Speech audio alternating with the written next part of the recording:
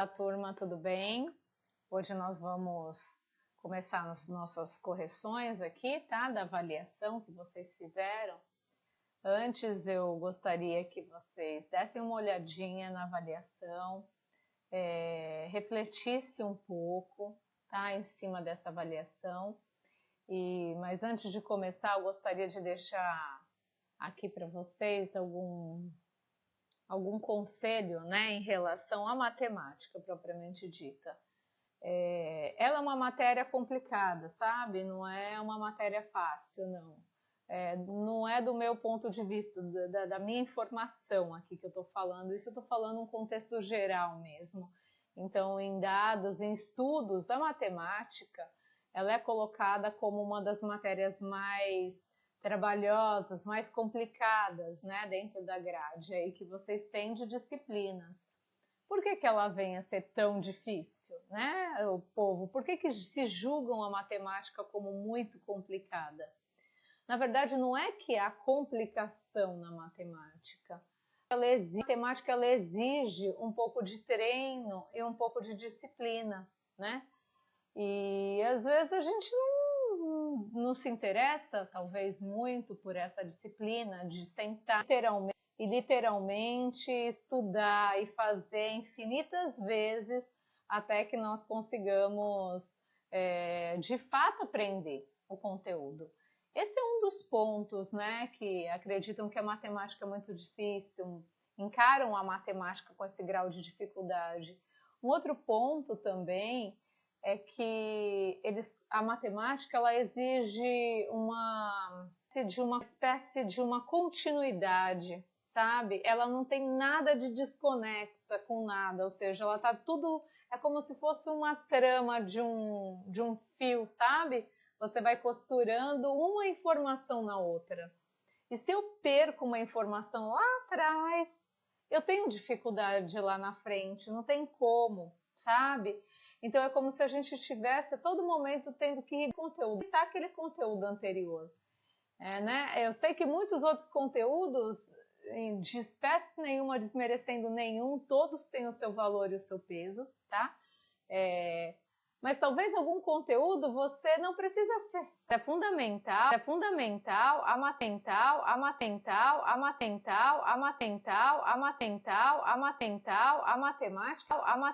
é fundamental que vocês tenham esse empenho maior. É uma matéria que demanda um maior empenho, tá?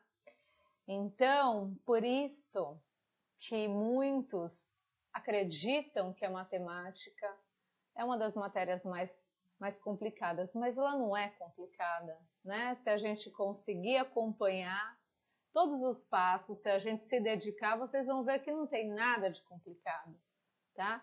Então, ela talvez seja uma matéria lógica até, né? Ela é lógica. Muitas vezes a gente deduz algumas coisas, mas ela é lógica. E ela é aquele valor mesmo, né? Muitas vezes a gente acaba se perdendo ali para tentar decifrar, será que é esse valor, será que é aquele? Isso às vezes nos faz errar, às vezes que é muito importante o errar também, né? Porque é errando que a gente vai aprender e vai construir um novo conhecimento. Então, assim, em hipótese alguma, o errar é ruim, né? Pelo contrário, ele vai nos auxiliar a aprender melhor, tá? E a ver de fato o nosso erro. Então, assim, eu espero que vocês se dediquem. Vocês estão começando uma etapa aí do ensino fundamental, né? Onde as coisas elas tendem agora a caminhar um pouquinho mais complicado, mais acumulado, digamos assim, né? O ensino fundamental 1 era um pouquinho mais separado, agora se acumula um pouquinho mais. E eu gostaria de abrir esse vídeo com essa fala, justamente assim, num compromisso. Eu sei que vocês são muito aplicados, vocês têm muita vontade de conhecer e saber, e assim, eu gostaria que essa vontade ela se permanecesse. E às vezes não é um erro, não é uma dificuldade que vai fazer com que vocês se desmotivem a estudar, pelo contrário, que vocês se inspirem a ser mais assertivo, a buscar mais o conhecimento, para que vocês consigam de fato aquilo que vocês esperam com a educação, né? Que eu acho que é transformar a vida de vocês, que é essa continuidade aí, um caminho bem bonito na vida de vocês, tá bom? Então vamos lá. No exercício 1, né? Eu acredito que o erro ali da grande maioria que teve dificuldade nesse exercício foi nesta palavra aqui, ó. Essa palavra que foi milionésimos, né? Então, quando nós pensamos numa fração, né? Lembra que eu falei para vocês da fração de base 10, que a gente transforma essas frações em números decimais, né? Então, por exemplo, essa A aqui, quem é os 7 centésimos, né? Quando tem o 100 aqui embaixo, nós lemos como centésimos, né? Quem é os 7 centésimos? Basta eu pegar o meu numerador, escrever ele aqui. Nós sabemos que quando nós temos um número inteiro, ele não apresenta uma vírgula, mas a gente sabe que existe uma vírgula. Essa vírgula sempre está ao final do número. Então, existe uma vírgula aqui, ó, ao final do 7. E o que eu vou fazer com essa vírgula? Eu vou deslocar ela para a minha esquerda. Quantas casas? Ó, a quantidade de zeros que tem no meu denominador. Então, tem 2 zeros, eu vou deslocar lá 2 casas. Ó, eu desloquei uma. Vem aqui para frente, eu preciso deslocar mais uma, são 2. Não tem mais número, eu acrescento um 0. Então, ela sai daqui e ela vem aqui para frente. A vírgula pode ficar sozinha na frente? Não. Então, nós marcamos com outro 0. Então, deixa eu só colocar bonitinho aqui. Quem seria o 7 centésimos? Seria o 0,07. Tudo bem? Aqui não pedi isso, eu só queria saber o quê? Qual é a fração, então é uma pergunta de alternativa, que corresponde a 7 milionésimos. Todas estão com 7 lá no numerador, porque é 7, aqui é a palavra. Milionésimos, tá? O que é milionésimos? Ó, quando eu tenho dividido por 10, se eu tenho um número 7 dividido por 10, eu tenho aqui 7 décimos, né? Quando eu tenho 7 dividido por 100, eu tenho 7 centésimos. Quando eu tenho 7 dividido por 1000, eu tenho 7 milésimos, tá? Ó, a confusão foi essa, ó. Aqui não está escrito milésimos, aqui está escrito milionésimos, tá? Milésimos é dividido por 1000 e milionésimos é dividido por quanto? Por 1 milhão. E o que é 1 milhão, gente? O que é 1 milhão? Ó, 1, 10, a gente não vai acrescentando 0 a cada número, então 1, 10, 100, se eu acrescento 3 eu tenho 1000, se eu acrescento 4 zeros lá eu tenho 10.000, 5 zeros eu tenho 100.000 e 6 zeros eu tenho 1 milhão. Como que eu faço isso mesmo? Lembra? Eu vou agrupando de 3 em 3 casas e vou colocando ponto, vou marcando. E aí eu faço a leitura desse número, tá? Então, onde tem 7 no numerador e 1 milhão no denominador, ou seja, o 1 seguido de 6 zeros, aqui exatamente na alternativa D, tá? Então, esse era o exercício 1. No exercício 2, né? Esse exercício 2, eu anulei ele. Por que que eu anulei? Então, eu não considerei todo mundo que fez essa questão foi anulada, tá? Então, não teve prejuízo de nota. Por que que você fez isso, professora? Porque o exercício ele está incompleto, ficou faltando um dado, tá? Então, olha lá, um professor de matemática pediu a um aluno que escrevesse a representação decimal da fração. qual é o número decimal que esse aluno escreveu. Todos eles estão na forma decimal. Lembrando que o que é um número decimal? É um número seguido que ele não tem uma parte inteira, né? Nós chamamos até de número racional dentro dos conjuntos. Ele pertence ao conjunto dos números racionais. São aqueles números que apresentam uma vírgula. Então, quem é o A aqui, por exemplo, 0,000215? Quem é esse número numa fração, se eu quisesse representar ele numa forma fracionária? A gente coloca um número, propriamente dito inteiro, no meu numerador, então é o 215, e aí a vírgula, ela tem que deslocar para o final dele, não é? Para ele ficar inteiro, então ela tem que deslocar aqui para trás do 15. Então ela vai ter que andar à direita quantas casas? 1, 2, 3, 4, 5, 6. 6, então eu vou dividir por 1, seguido de 6 zeros. Opa, mais um, faltou um aqui, tá? A mesma coisa eu faço com os outros, porém não foi isso que eu pedi no exercício, né? O exercício faltou um dado. Então, nesse caso, eu só estou mostrando para vocês como nós faríamos nesse caso, né? Vamos tentar fazer os outros só para vocês entenderem. Eu vou escrever aqui, ó, o 215 em cima. E vou dividir por, ó, ela precisa deslocar quantas casas? 1, 2, 3, 4, 5. Então, é o 1 seguido de 5 zeros, tá? Esse outro, a letra C, ó, o número é o 215 também. Eu vou deslocar quantas casas, a vírgula? Ó, 1, 2, 3, 4 casas. O 1 seguido de 4 zerinhos. Olha o D. Coloca lá o 215 em cima. Quantas casas que ele deslocou? 3 casinhas, então é 1 seguido de 3 zeros. E a letra E? Escreve o número todo, ó, 215. Mas para ele virar 215, a vírgula está aqui, ela tem que vir para trás do 5. Quantas casas deslocou? 2. Então, dividido por 100, tá? Muito bem, esse era o exercício 2, mas lembrando novamente que esse exercício foi anulado, tá? E aí vamos para o exercício 3. No exercício 3, ele fala o seguinte: veja a relação de compras de Antônio e calcule quanto ele vai gastar, tá?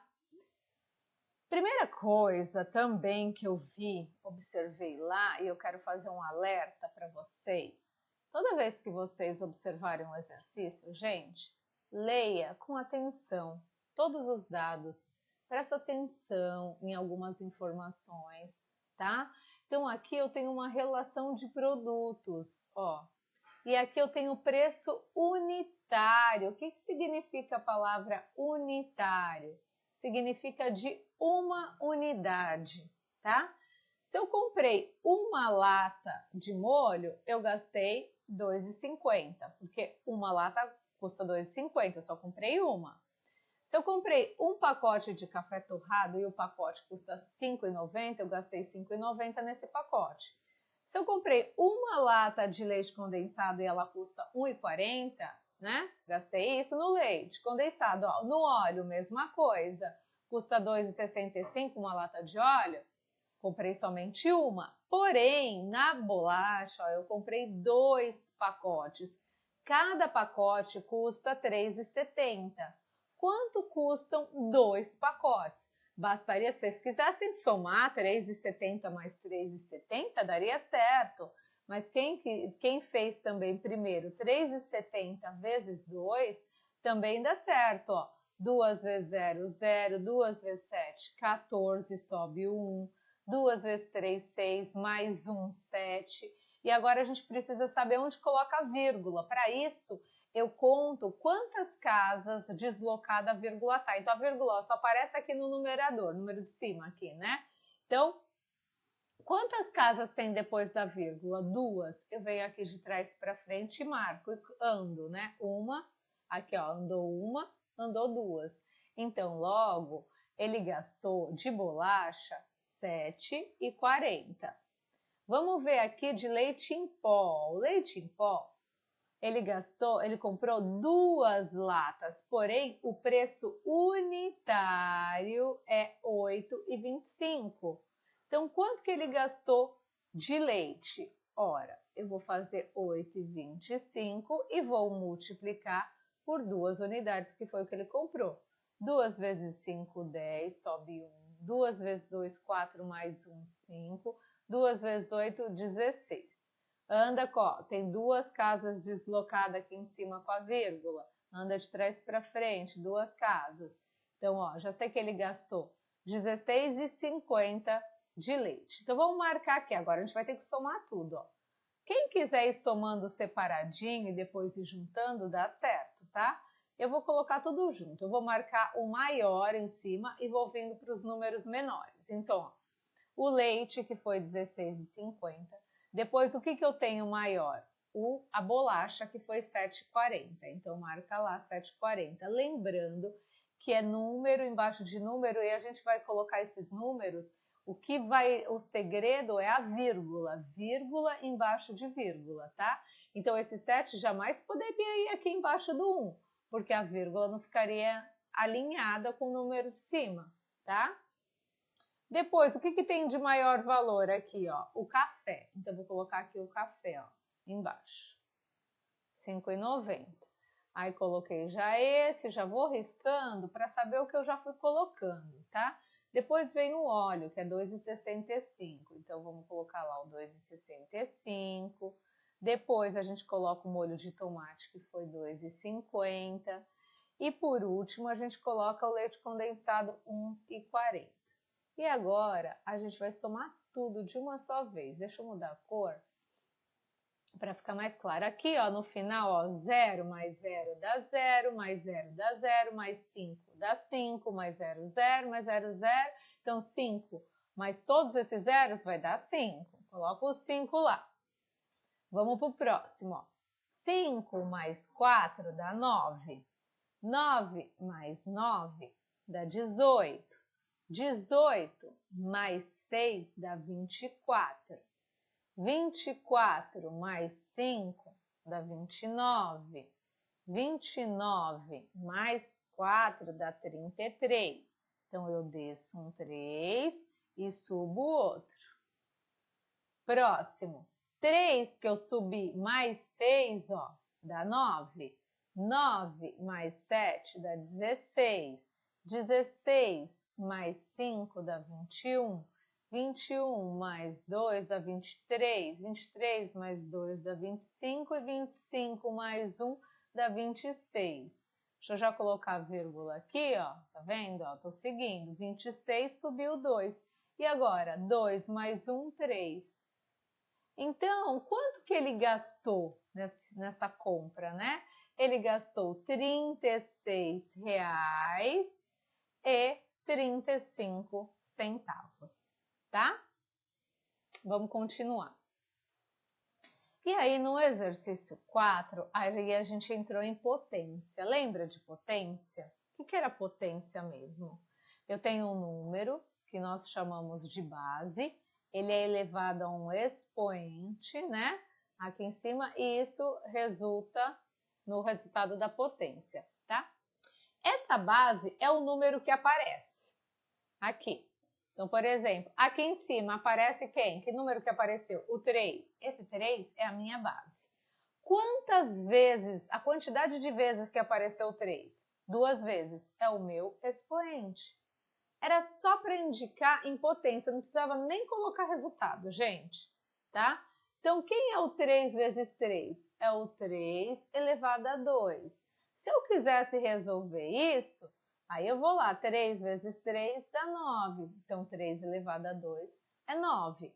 Mas eu não pedi para resolver, eu pedi para deixar na forma, ó, transforme os produtos indicados em potência, para escrever na forma de potência, tá?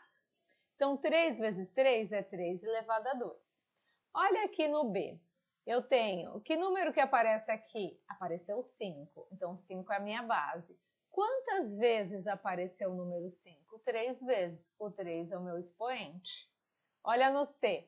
O número que apareceu foi o número 7. Quantas vezes ele apareceu? 2 vezes. Então, 2 lá em cima. Olha o D. O número que apareceu aqui é o 8. Apareceu 1, apareceu 1, apareceu 1, apareceu 1, apareceu 1, apareceu 1, apareceu 1. Quantas vezes? 1, 2, 3, 4, 5, 6 vezes. O 6 é o número que apareceu. Quantas vezes ele apareceu? 3 vezes, tá? Nem precisava calcular esse, estava bem tranquilo de fazer. Deixa eu apagar aqui só para não confundir, tá? Vou apagar aqui também. Mas teve alunos que colocou o resultado. Eu considerei, tá, gente? Mas da próxima vez eu quero que vocês prestem atenção no enunciado do exercício, tá bom? Muito bem. E aí, a gente entrou no exercício 5, né? Que era só para classificar como ângulo agudo, reto, obtuso ou raso. Antes de nós entrarmos, gente, eu falei o seguinte, aqui vocês teriam muitos, confundiram os nomes, sabe? Então, volta lá um pouquinho no material, quando tiver a prova, para vocês não esquecerem, estudem um pouco, é muito importante para vocês não se confundirem. Então, ó, esse ângulo reto, né? Já está dizendo o próprio nome, que é a letra B, nós denominamos de ângulo reto. É o nosso ângulo de 90 graus, né? Esse é um dos ângulos básicos que a gente fala. A gente também vai falar do C, que também é um outro. Toda vez que eu tiver um ângulo menor que 90 graus, ó, então aqui em verde, ó, ele for menor, ó, pode ser qualquer um desse tamanho, ó. Ele está antes do 90, eu vou chamar de agudo, que é o caso da letra D, ó. 62 é menor que 90, então esse ângulo é o ângulo agudo. No caso dele passar de 90, ou seja, ele for um pouco maior que 90, então ele está aqui, ó, por exemplo, ser todo esse tamanho, ser um pouquinho maior aqui, como o caso da letra A, que é 137 graus, eu tenho um ângulo aqui obtuso. E esse ângulo de 180 graus, né? Que, ou seja, é metade de uma circunferência. Como nós chamamos? Nós chamamos de ângulo raso, tá? Então, para porém, ele tem que ser menor que 180. Porque exatamente 180 ele é raso, tá? E aí, nós temos o exercício 6 e 7 para finalizar. O exercício 6, eu estava falando do perímetro. Gente, eu nem cobrei área, tá? Eu cobrei perímetro, que estava mais tranquilo. E o que é perímetro? O perímetro é a soma dos lados, não é? A gente já havia falado bastante isso. Então, vamos ler aqui o exercício. Ó. Um retângulo, então ele está falando de um retângulo. Vamos desenhar aqui. Gente, sempre quando tiver o enunciado e não tiver a figura, desenhe para vocês conseguirem visualizar melhor, tá bom? Então, um retângulo mede 5, que é a base, gente, é o comprimento desse retângulo. Então, 5 centímetros está aqui, ó. E 3 de altura, então a minha altura está aqui, ó, 3 centímetros. E aí ele fala, determine o seu perímetro. Perímetro eu vou representar pela letra P. Quem é o perímetro? Não é a soma de todos os lados. Se aqui mede 5, quanto que mede aqui em cima? Tem a mesma medida, que é 5 também. Se aqui esse lado mede 3, quanto mede esse outro? Também 3 centímetros. E agora é só somar, ó. 5 mais 5, 10, mais 3, 13, mais 3, 16. Então, o perímetro é 16 centímetros, tá? O de baixo também é um perímetro da figura abaixo. Que figura é essa, gente? Essa figura, nós podemos falar que é um quadrilátero, que ela é composta por 4 lados. Todos os lados dela são diferentes, não tem nenhuma medida igual. Então, isso daqui é um trapézio, né?